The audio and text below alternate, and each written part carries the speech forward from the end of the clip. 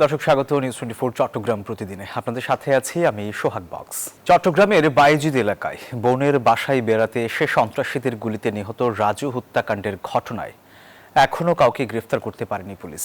এদিকে 12 বছরের গুলিবিদ্ধ শিশুটির অবস্থা আশঙ্কাজনক হওয়ায় তাকে চট্টগ্রাম মেডিকেলে ভর্তি করা হয়েছে।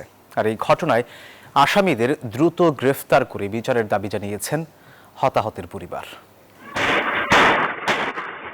সিসিটিভির ফুটেজে দেখা যায় মুহুর্মুহু গুলির শব্দ। প্রকাশ্যে সন্ত্রাসীদের গুলিতে নিহত হয় হাসান রাজু। মায়ের জন্য পান আনতে গিয়ে সন্ত্রাসীদের গোলাগুলির সামনে পড়ে গুলিবিদ্ধ হয় রেশমি আক্তার নামে 12 বছরের এক শিশু। বৃহস্পতিবার রাত 9:30টার দিকে বাইজিদ থানার রৌফাবাদ কলোনির শহীদ মিনার গলি এলাকায় এই ঘটনা ঘটে। রাউজানের বাসিন্দা রাজু বোনের বাসায় বেড়াতে এসে এই হামলা শিকার হন। গুলিবিদ্ধ হয়ে ঘটনাস্থলেই তার মৃত্যু হয়। সন্তানের এমন মৃত্যুতে মায়ের আহাজারি যেন থামছে না। ছেলে চাই, আমার কিছু লাগতো না বাবু, আমার অনেক কষ্ট হয়েছে।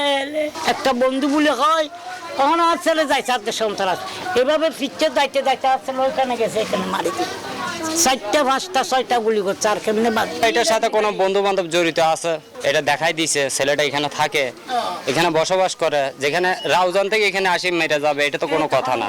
প্রত্যক্ষদর্শীরা জানান 5-6 জন যুবক এসে রাজুকে লক্ষ্য করে গুলি চালায়। এই সময় ঘটনাস্থলেই তার মৃত্যু হয়। গুলিতে আহত হয় পাশে থাকা রেশমি আক্তার নামে এক শিশু। আশঙ্কাজনক হওয়ায় তাকে চট্টগ্রাম মেডিকেলে ভর্তি করা হয়েছে। আমার শিশু মাইয়া 12 বছরের মাইয়া, আমি বিচার চাই। সরকার পর্যন্ত জানে ওর আব্বা প্রতিবন্ধী, আমরা টাকা পয়সা কই পাবো মেয়েটার কোত্থেকে আমি সুস্থ করবো আমরা কিচ্ছু বুঝতেছি না।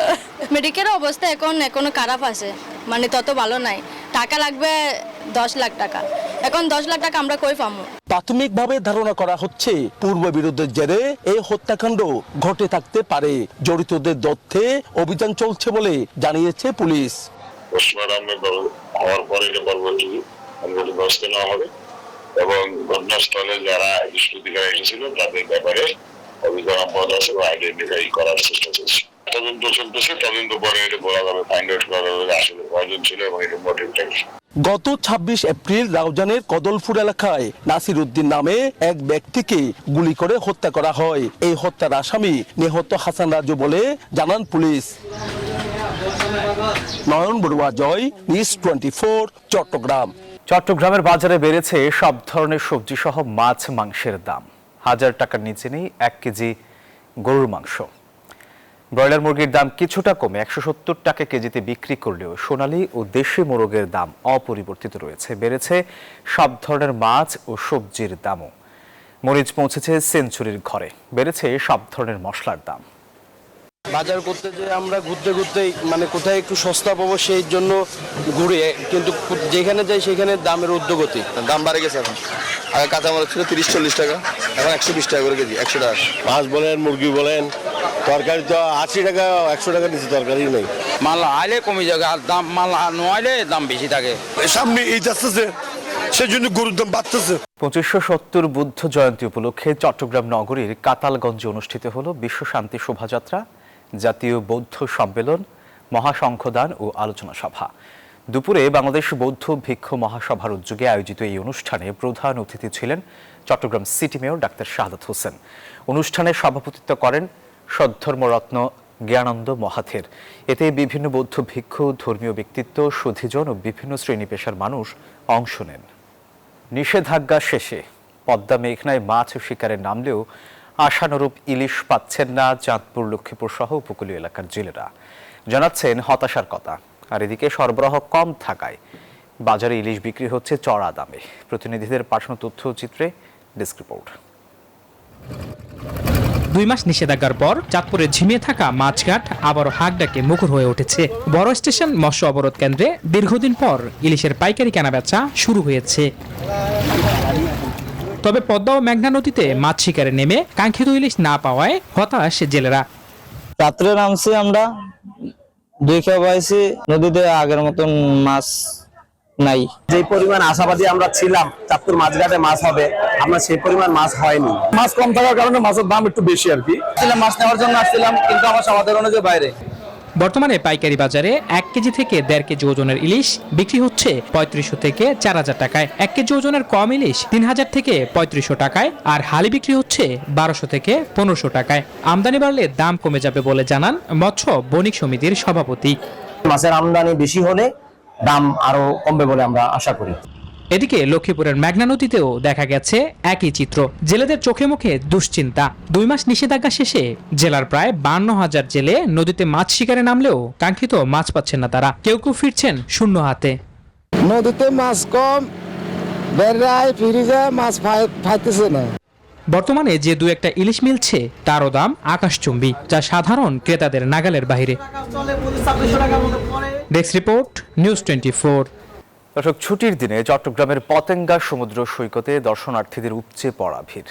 আর এই মুহূর্তে সেখানে আছেন আমাদের সহকর্মী নয়ন বড়ুয়া জয়। সরাসরি যুক্ত হচ্ছে তার সাথে। জয়, পতেঙ্গার সমুদ্র সৈকতে দর্শনার্থীদের ভিড় কেমন দেখছেন, তারা কি বলছেন জানাবেন আমাদের। ধন্যবাদ সোহাগ আপনাকে। আমি পতেঙ্গা সমুদ্র সৈকতে এসেছি। তো আমরা দেখতে পাচ্ছি যে দুপুর থেকে কিন্তু যখন বেলা আরও বাড়ছে তখন দেখতে পাচ্ছেন এখানে দর্শনার্থীদের ভিড় কিন্তু অনেক বেড়েছে। যেহেতু বন্দরনগরী চট্টগ্রাম, এখানে দেশের প্রত্যন্ত অঞ্চলের মানুষ এখানে কেউ ব্যবসার সুবাদে এখানে বসবাস করেন, আবার কেউ চাকুরির সুবাদে এখানে বসবাস করেন।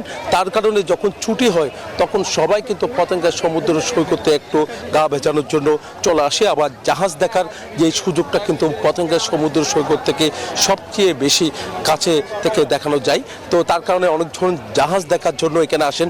স্পিড বোটে চড়ে কিন্তু সাগরের সাথে মিতালি করার জন্য কিন্তু অনেকজন আসেন। আমরা দেখি যখন আসলে কোরবানি ঈদ আসে, যখন ঈদ উল ফিতর আসে, তখন তো দর্শনার্থীদের ভিড় আরও বাড়ে। তবে ছুটির দিনেও কিন্তু আমরা দেখি এখানে পতেঙ্গা সমুদ্র সৈকতে এখন ভিড় বেড়েছে। দর্শনার্থীদের যে আকর্ষণ অনেক বেড়েছে, যেহেতু পতেঙ্গা সমুদ্র সৈকতকে নতুন করে সাজানো হয়েছে, এমনকি বিশ্বের অন্যান্য বিচের আদলে কিন্তু সাজানো হয়েছে। এরপর থেকে কিন্তু আমরা দেখছি পতেঙ্গা সমুদ্র সৈকতের প্রতি সবার আকর্ষণ অনেক বেড়ে গেছে। আইন শৃঙ্খলা বাহিনীর কথা যদি আমরা আপনাকে জানাই, তো এখানে দর্শনার্থী যারা আছে তাদেরকে নিরাপত্তা দিতে তাদের যে বাড়তি নিরাপত্তা, সেই নিরাপত্তাটা কিন্তু আমরা দেখতে পাচ্ছি। এখানে টুরিস্ট পুলিশের পাশাপাশি অন্যান্য পুলিশ সহ গোয়েন্দা তৎপরতা কিন্তু অনেক বেশি থাকার কারণে, নিরাপত্তাটা অনেক ভালো থাকার কারণে, একই সাথে যোগাযোগ ব্যবস্থাটা অনেকটা উন্নত হওয়ার কারণে কিন্তু এখানে দর্শনার্থীদের ভিড় কিন্তু অনেক বাড়ছে। এই ছিল আমার এখানকার সর্বশেষ। ফিরে যাচ্ছে স্টুডিওতে সোহাগের কাছে। জয়, আপনাকে ধন্যবাদ। নোয়াখালী জেলা ছাত্র দলের নবগঠিত কমিটির উদ্যোগে জিয়াউর রহমান ও খালেদা জিয়ার আত্মার মাগফিরাত কামনায় দোয়া মাহফিল অনুষ্ঠিত হয়েছে। শুক্রবার বাদ জুম্মা নোয়াখালী জেলা জামে মসজিদে এই দোয়া মাহফিলের আয়োজন করা হয়। দোয়া মাহফিলে দেশ ও জাতির শান্তি, সমৃদ্ধি এবং বিএনপির চেয়ারম্যান তারেক রহমানের সুস্থতা কামনা করে বিশেষ মোনাজাত করা হয়। দর্শকের এই ছিল নিউজ 24 চট্টগ্রাম প্রতিদিনের সংবাদে। ধন্যবাদ সবাইকে।